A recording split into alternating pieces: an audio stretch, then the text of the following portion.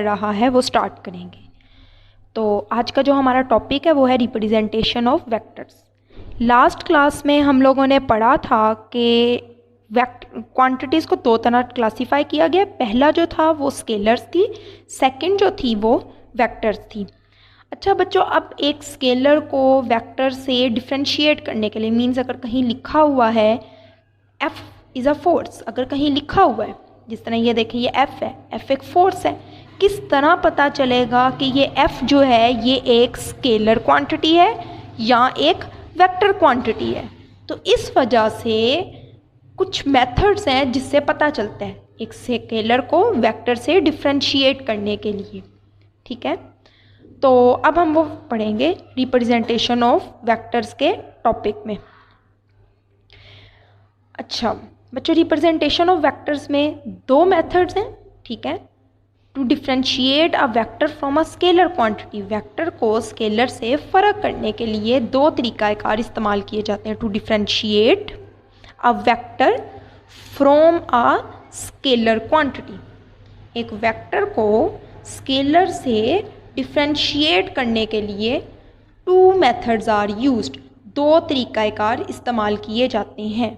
ठीक है, to differentiate a vector from a scalar quantity two methods are used. First one जो है वो है सिंबॉलिक मेथड, सेकंड वन जो है वो है ग्राफिकल मेथड। सिंबॉलिक मेथड को अलामती तरीक़ाकार कहा जाता है उर्दू में, और ग्राफिकल मेथड को ग्राफिकल तरीक़ाकार कहा जाता है। ठीक है बच्चों, अब आप लोग याद रखना कि ये जो रिप्रेजेंटेशन ऑफ वेक्टर का टॉपिक है वो आप लोगों ने बुक में आपको दिया हुआ है, लेकिन इतना क्लियरली नहीं दिया। आप लोगों ने इसको एज इट इज़ नोट करना है। सबसे पहले आप रिप्रेजेंटेशन ऑफ वेक्टर इसी तरीके से लिखेंगे, देन ये दोनों मेथड्स के नाम, उसके बाद आप लोग सिंबॉलिक मेथड एक्सप्लेन करेंगे। उसके बाद मैं आपको ग्राफिकल मेथड करवाऊँगी, वो भी आप लोगों ने बिल्कुल इसी तरीके से करना है। ठीक है, आपने इसको नोट कर लेना है, आपने अपने रजिस्टर में, बुक में या पेजेस पे या जहाँ भी नोट करना है, आपने इसको एज इट इज़ नोट करना है और बिल्कुल इसी तरीके से आप लोगों ने याद भी करना है और लिखना भी है। फर्स्ट दो मेथड हैं, सिंबॉलिक मेथड और ग्राफिकल मेथड। तो अब जो हम स्टार्ट करने जा रहे हैं वो है सिंबॉलिक मेथड। तो बच्चों ये आपके सामने आ गया सिंबॉलिक मेथड, अलामती तरीक़ाकार। अच्छा, सिंबॉलिकली अलामती तरीक़ाकार में vector is represented by following veg, vector का इजहार दर्ज झैल तरीक़ों से किया जाता है। फर्स्ट, सेकंड और थर्ड, तीन मेथड्स आपको दिखाए गए हैं। ठीक है, फर्स्ट जो है बेसिकली ग्राफिकल मेथड जो है, फॉर एग्जांपल ये आपके पास F जो है फोर्स की अलामत है, A जो है एक्सेलरेशन की अलामत है, D जो है वो डिस्प्लेसमेंट की अलामत है। तो वेक्टर को जब सिंबल के ज़रिए ज़ाहिर किया जाएगा, किस तरह पता चलेगा कि ये स्केलर है या वेक्टर है FAD को? तो इसके लिए तीन तरीके बताए गए हैं। ठीक है, symbolically vector is represented by following veg, दर्ज झैल तरीक़ों से इसका इजहार किया जाता है। पहला, बाय बोल्ड द सिंबल, अलामत को मोटा करके लिखने से। ठीक है, बोल्ड द सिंबल, बोल्ड कहते हैं मोटा। फॉर एग्जाम्पल ये F है, इसको मैं मोटा कर रही हूँ, A को मोटा कर रही हूँ, इस तरीके से उसको बोल्ड करके लिखने से जाहिर किया जाता है। तो जहाँ ये बोल्ड करके लिखा जाएगा इसका मतलब है वो स्केलर नहीं बल्कि वेक्टर है, बाय बोल्ड द सिंबल। ठीक है, दूसरा मेथड जो है by drawing bar over the symbol, अलामत के ऊपर बार की अलामत डालकर। ठीक है, बार किसे कहते हैं ये देखें आप, ये मैंने F लिखा, A लिखा और D लिखा, इसके ऊपर बार की अलामत डालकर ये जो लाइंस लगाई हैं ये क्या है? बार लाइन। ठीक है, सच एज, जैसा कि ये नीचे भी दिखाया गया FAD। अच्छा तो बच्चों थर्ड जो मेथड है वो है by drawing arrow over the symbol, जो अलामत है उसके ऊपर तीर की अलामत डाल के, ये देखें ये FAD, इसके ऊपर ये मैंने एरो लाइन लगा रही हूँ, तीर का निशान लगा रही हूँ, तो ये भी इसका तरीक़ाकार है। तो तीन मेथड्स पढ़े, by bold the letter, by drawing bar over the symbol, by drawing arrow over the symbol. बच्चों ऐसा नहीं है कि आपने ये तीनों मेथड्स यूज़ करने हैं, आपने सिंबॉलिकली वेक्टर को जाहिर करने के कोई से तीन तरीके करने हैं। जैसा कि ये देखें F, A और D सपोज वेक्टर्स हैं, ये इसको आपने मोटा करके भी लिख दिया। ठीक है, उसके ऊपर एरो भी लगा दिया, उसके ऊपर फिर आपने बार भी लगा दिया। इस तरह नहीं आपने करना, आपने या तो उसको मोटा करके लिखना है, या आपने उसके ऊपर बार लगा देना है, या आपने इस तरीके से उसके ऊपर एरो लाइन लगा देनी है। ठीक है, तो बच्चों ये था आप लोगों का सिंबॉलिक मेथड।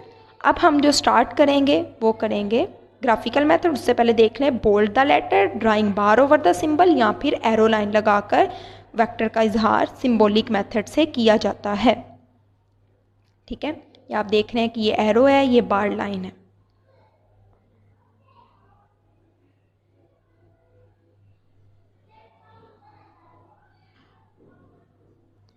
अच्छा बच्चों, ये है आपका ग्राफिकल मेथड। ग्राफ में वेक्टर को जाहिर करने का जो तरीक़ाकार है वो क्या होता है, ये मैंने आपको लिखा हुआ है, आपने इसको एज इट इज़ याद करना है। ठीक है, अब हम स्टार्ट करते हैं graphical method.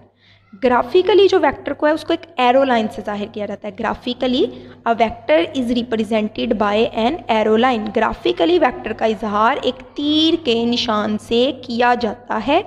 The length of the arrow represents magnitude.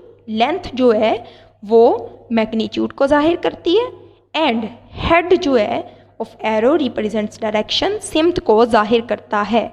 ठीक है बच्चों, with the help of suitable scale, मुनासिब स्केल के ज़रिए, एंड डायरेक्शन इंडिकेटर, और डायरेक्शन इंडिकेटर के ज़रिए। अब ये जो मैंने टर्म्स अंडरलाइन किए हैं इसको वन बाय वन मैं आप लोगों को समझाऊंगी। ठीक है, कि बेसिकली एरो लाइन, ये देखें, आप देख रहे हैं कि ये एक एरो लाइन है, ये एक तीर का निशान है।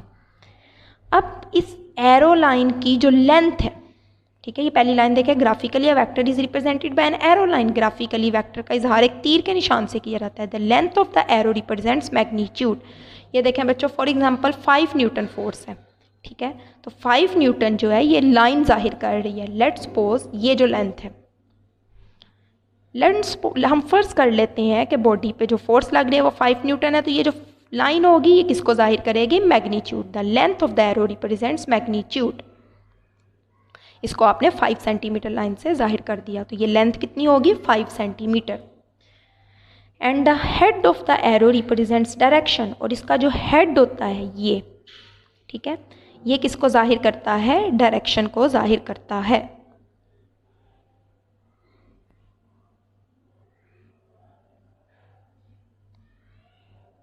ठीक है, अब फॉर एग्जांपल बच्चों फोर्स ऊपर के नीचे तरफ लग रही है तो आप एरो ऊपर की तरफ लगा देंगे। With the help of suitable scale. मुनासिब स्केल क्या होता है बच्चों, देखो 5 न्यूटन फोर्स थी तो आपने 5 सेंटीमीटर से जाहिर किया। इसका मतलब ये है कि 1 न्यूटन फोर्स को आप 1 सेंटीमीटर लाइन के ज़रिए जाहिर कर रहे हो, तो ये आपका एक स्पेसिफिक स्केल है। अब बच्चों फ़र्ज़ कर लेते हैं कि अब एक बॉडी पे फोर्स लग रही है 5000 न्यूटन। 5 न्यूटन तो आपने 5 सेंटीमीटर से जाहिर कर लिया, लेकिन अब 5000 न्यूटन अगर फोर्स लग रही हो तो क्या आप पेपर में 5000 सेंटीमीटर लाइन लगा सकते हो, वो तो लगाना पॉसिबल नहीं है। तब आप लोग एक स्केल का इंतखाब करते हो, एक मुंतखब करते हो स्केल।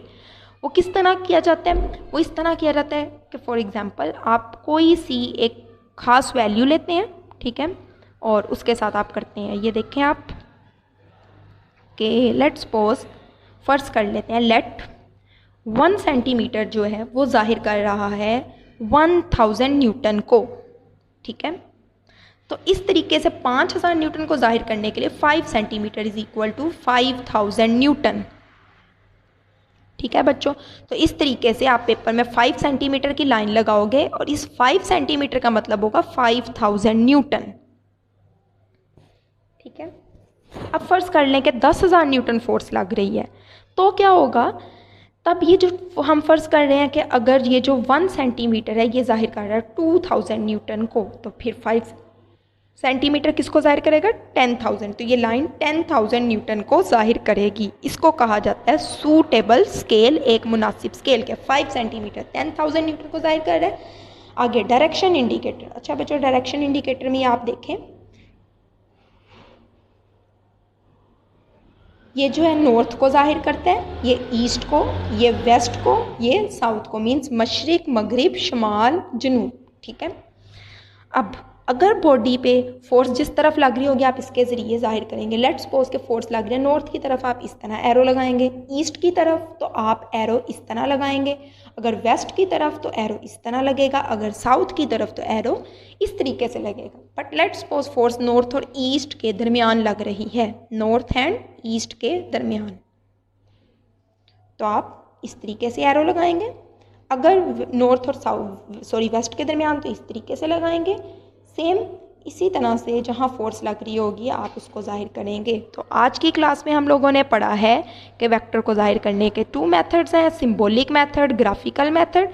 फिर हम लोगों ने सिंबॉलिक मेथड में पढ़ा कि बोल्ड किया जाता है, बार लगाया जाता है और एरो लाइन लगाई जाती है। फिर हम लोगों ने ग्राफिकल मेथड पढ़ा, तो इसमें हमने पढ़ा लेंथ जो है वो मैग्नीट्यूड को जाहिर करती है, हेड जो है वो डायरेक्शन को जाहिर करता है, सूटेबल स्केल के ज़रिए लेंथ को जाहिर किया जाता है मैग्नीट्यूड के ज़रिए और सूटेबल स्केल के ज़रिए, ठीक है।